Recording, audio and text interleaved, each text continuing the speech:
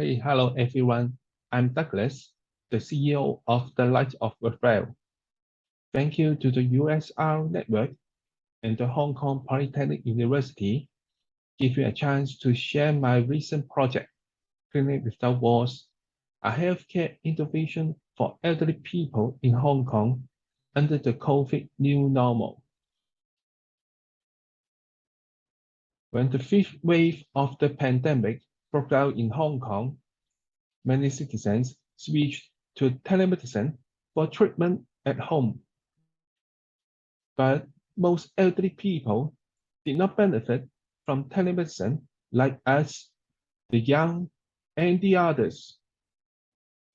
We interviewed some seniors and found three barriers that affect them to using telemedicine. Firstly, they do not know how to use video calls on their smartphone. Secondly, aging visual impairment discourages them from watching mobile phones with small screen.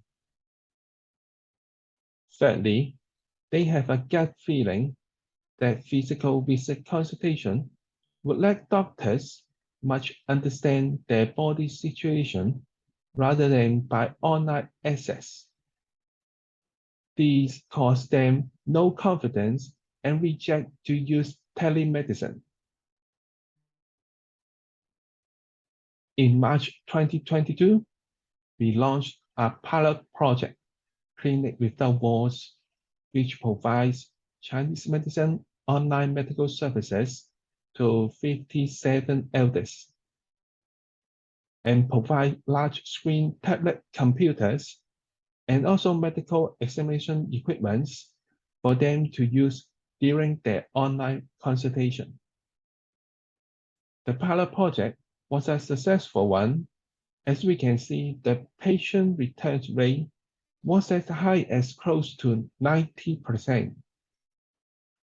This reflects that telemedicine could indeed solve elderly people's medical needs and also cleared their mindset that telemedicine is actually acceptable and a possible solution for themselves when they seek medical advice.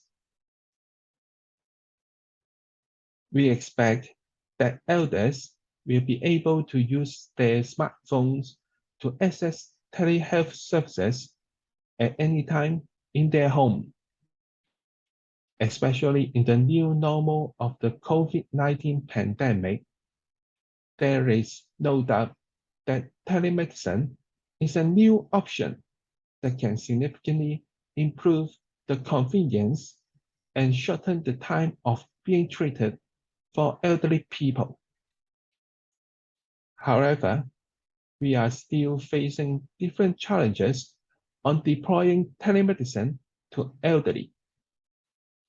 For example, elderly families are usually without an internet connection in their home. Their smartphones are usually low-end models, which affect the user experience of using telemedicine. They are lack interest or motivation to learn and use new technologies.